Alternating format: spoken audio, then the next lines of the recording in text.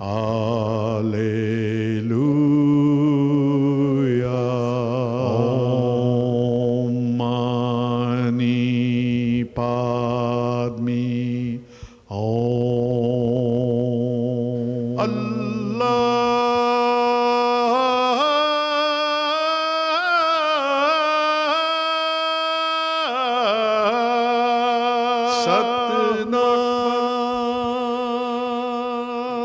Hello and welcome to Harmony in Diversity, a program that endeavours to encourage harmony and diversity across the wide range of faiths and beliefs here in Victoria, by showcasing individuals and groups involved in interfaith and multi-faith activities. Today we follow on from our talk last week with Uncle Reg Blow with more about indigenous spirituality, particularly the area of songlines, through a conversation Norm Currie had recently with Rachel Shields, a young woman of the Gamilaroy Nation. Everything embodies a song. Every person embodies a song. All of nature embodies a song. Every tree, when you were born, there was a song born into you. So a songline is something that carries information from the source of creation. And within our culture, there are people within each tribe who are capable of holding this information and singing songlines into nature, singing the information.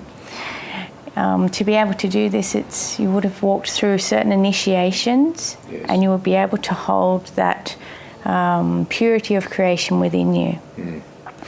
Songlines have to be sung in a harmonious way. If they're sung in an inharmonious way, then everything else is affected by that. So without compromising the initiation of songlines, it's a sacred holding of creation's information. Perhaps you could interpret this story that I was told about a group of Aboriginals, I think. They were in the desert somewhere, and there was only one elder there, and they became lost, and they had no water. The old man sat down and sang himself from his origin around the songline to the point where he knew there was water.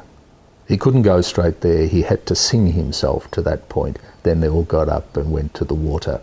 Is that how a songline works? So in that way we could go into our own song, and so that's beyond the physical realm, beyond the physical understanding, experience, and travel a songline. So it is an information, it's like a map as well. So there's a map of Australia. You say there's an indigenous map of Australia that a lot of people are getting to learn about now.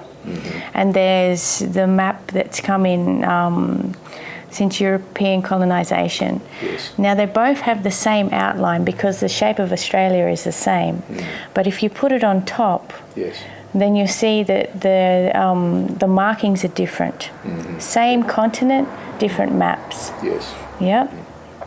So to be able to understand the songline, then you would need to understand the relationship with the continent in this way.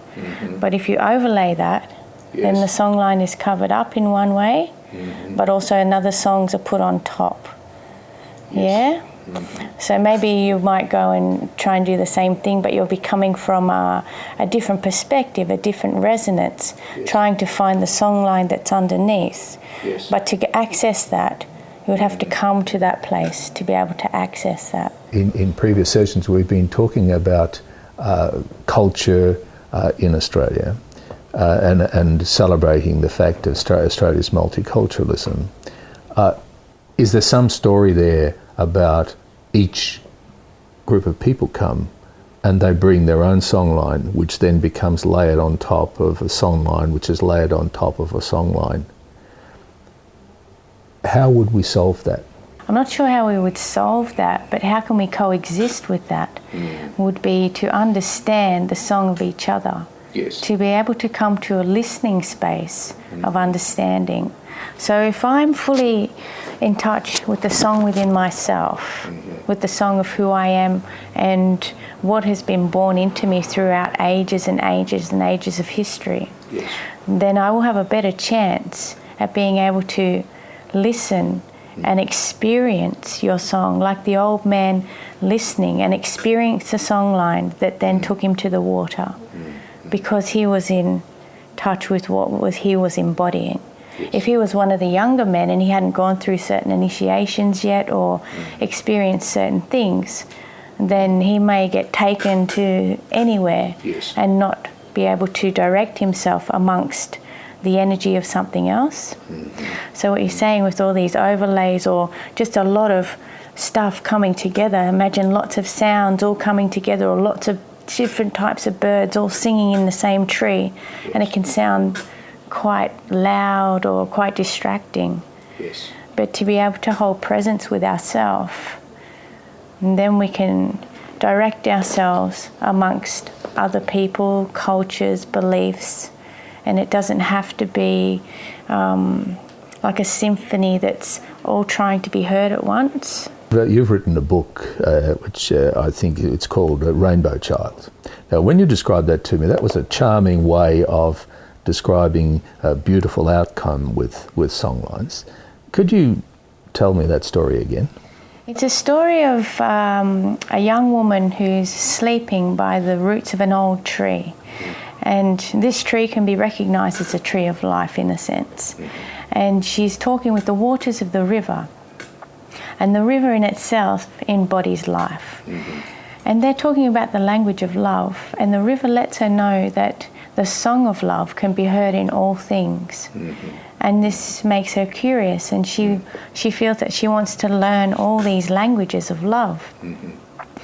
And in this conversation, Guria, Rainbow Serpent, is woken up and called upon to help her learn all these languages.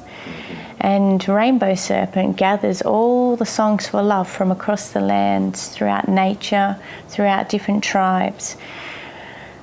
Whether it's the fire that holds the sacred law of love, or all the birds that are dancing all the calls of love, or mountain country. For everyone, like you have a way of holding the song of life, and I have a way of holding the song of life.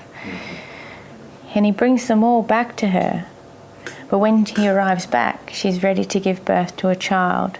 So all of these songs are given to the child, and they're born into the child. Yes. And then this child can walk in harmony with all the tribes, because she knows how to feel, hear and understand all the songs of love.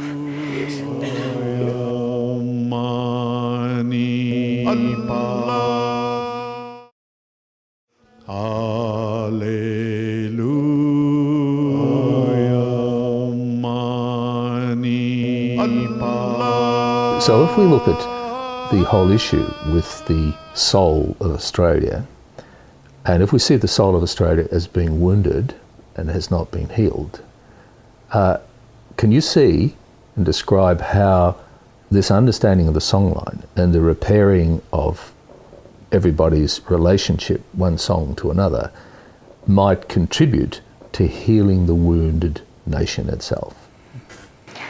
It's a big question. What I see straight away is individual human beings stripped of everything that we believe in, for a start, coming back bare to our soul. So everybody's had experiences, everyone's experienced trauma to a certain level, everybody's wounded, everybody's rich, everybody's poor. One of the ways we can move forward together is recognising the simplicity of that. That's just on a human level. So on an earthly level, there's a nation that had a spirituality that was interrupted and then became sick. Yes. And the songlines are still resonating underneath all of that. And the trees are still growing and the rivers are flowing. Some of them have been dammed, but they're still naturally flowing. Water rises, it rains and it flows. One way is to sit with the earth, sit with the environment. There are lots of people that are in Australia that haven't got a relationship with the earth. they've only lived in cities, or they're always inside. But to have a relationship with nature allows us to access the song of the environment in which we live in, and to form relationship can generate healing because it's symbiotic. What nature is always giving up, we can take in to the wounded self, to our traumas, and it's like a natural salve. It's going to rattle us and shake us, because that's what happens. It's like a scab that needs to come off to reveal the healing that's occurred underneath. But if we can walk through those initiations as an individual, facing ourselves, embracing the environment in which we live, which is stripping away the cities, strip it bare as well. It's the earth underneath. It's just the bare, naked, natural creation of things. Yes. We get courage, we get stronger, we can walk in the dark, so to speak. Yes, yes. And then comes the rest. Well, that, what you're describing is actually the treasure, the essence of what the Aboriginal nation can offer. How would you bridge that gap? How would you be able to give people the insight into that esoteric perspective that you're just describing? For me, it's been occurring one-on-one, just with people that I meet every single day. One-on-one by being myself, having done the work myself as well, having reconnected. I always see that it comes back to the individuals that have to choose to want to. There's so many people longing, and information is shared and given, yet it's almost like seeing a broken record replaying out its old cycle. And you'll think, well, I don't know what's happening here. I can't control everything as much as I'd like to direct the river's flow. All I can do is be myself as much as I can be. So I'd love to say this, but from experience what I see is people have to want to on a conscious level. There's a lot of subconscious play happening, and everybody's brought their packages with them. So there's so much to work through. Is that because there's so many stories overlaying stories within them? There's, from the beginning of Earth, from the beginning of humanity, for each culture upon the earth, there's stories within us.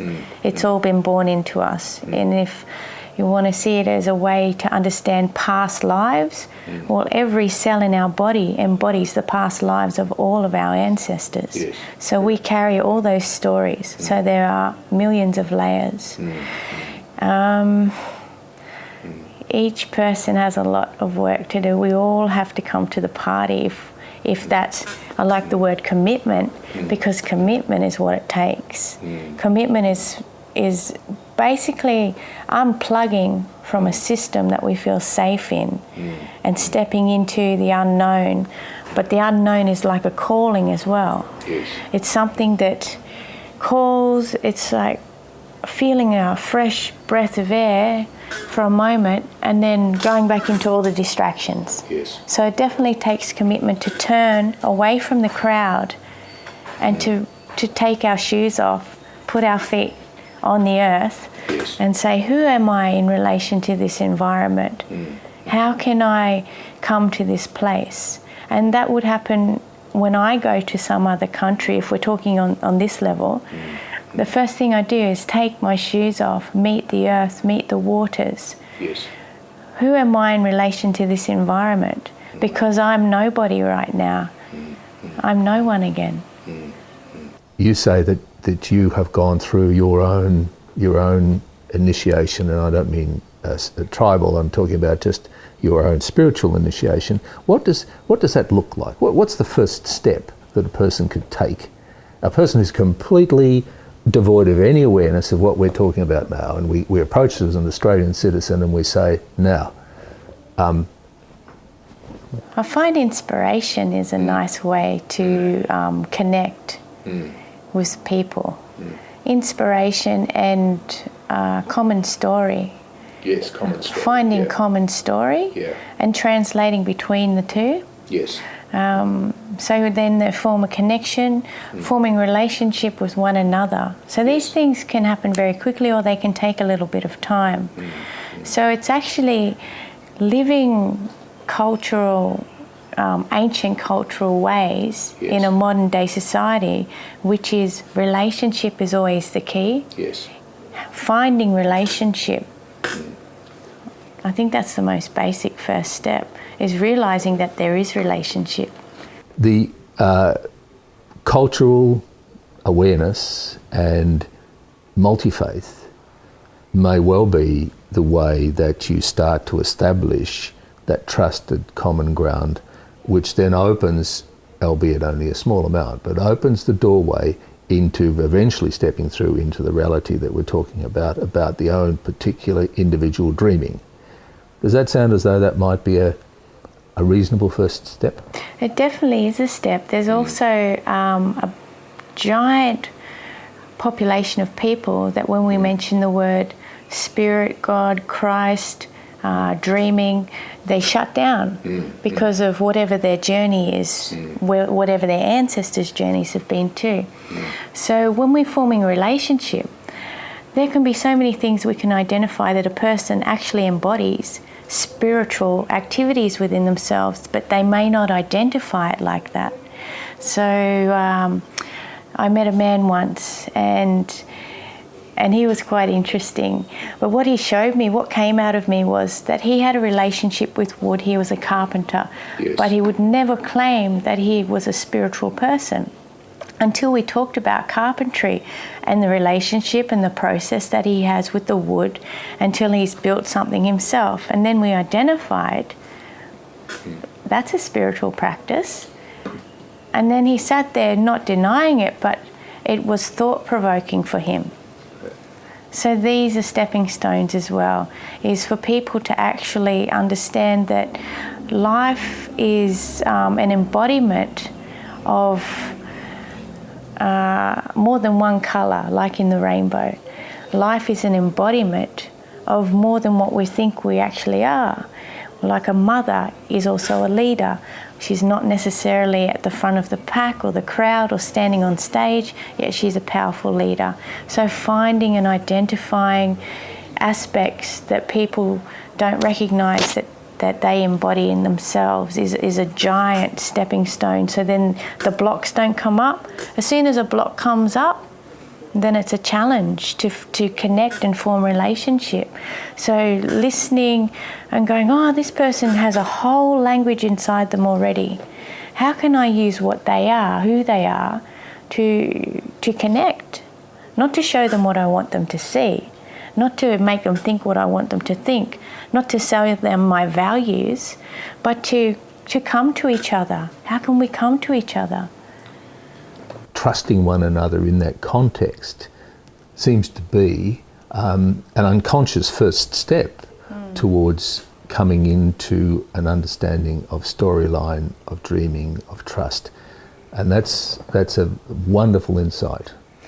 Something thank you very much for that. Popped in there that creation is embodied in everything. Yet how do we align it within ourselves so that it serves everything? That really brings it to a logical conclusion, and I thank you very much, Rachel, for illuminating this very, very central issue of spirituality songline. Thank you. Thank you.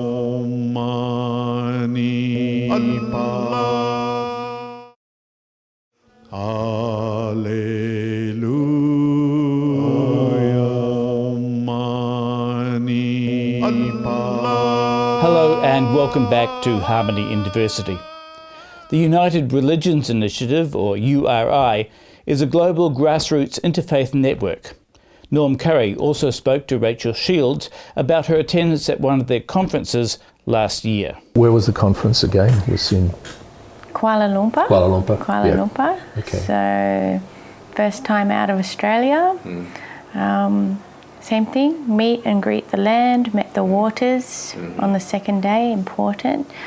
And very beautiful to be amongst people all with a vision of connecting the dots, Yes. bringing each other together and helping forward humanity back on path, so to speak, where we're all equal. Yeah, equal in whether it's in the eyes of God or whether it's in the existence of creation, or learning each other's languages and having developed a maturity within themselves, a spiritual maturity and a mental maturity to be able to hold space with one another, so to speak. What was the format of the URI Conference? How did it run? What were the way in which it was structured? The structure was probably more... So the youth started the conference, Right. and then it led into the elders.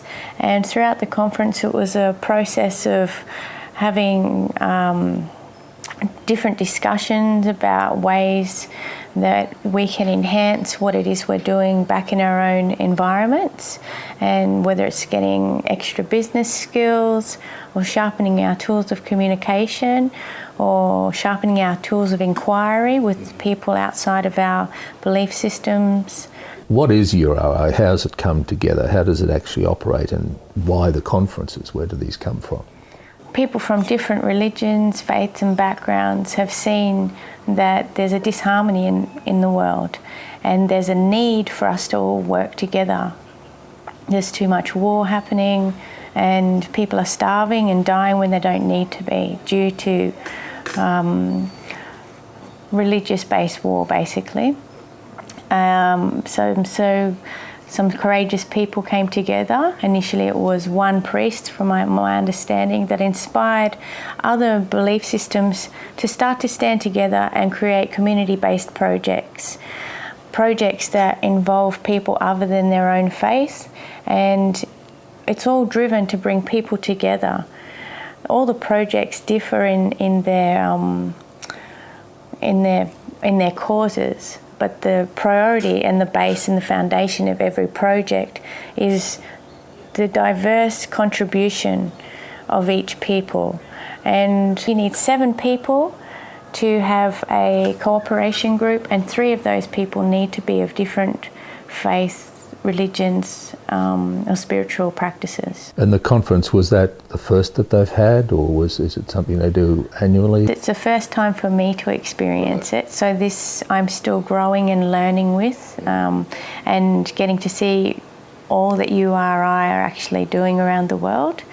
I believe that this conference happens annually, and it's held in a different country within each region. So ours was Southeast Asia Pacific, and it was held in Kuala Lumpur last year, and Australia this year, I believe.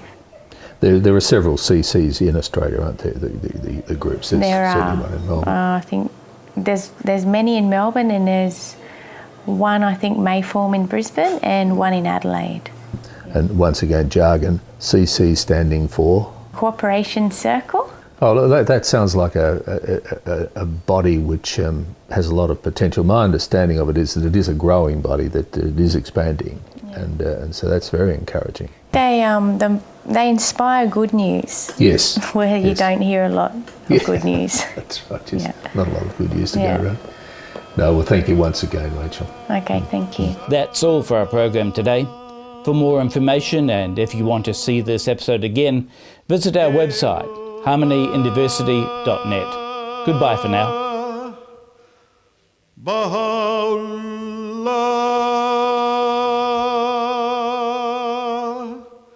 Shanti Om,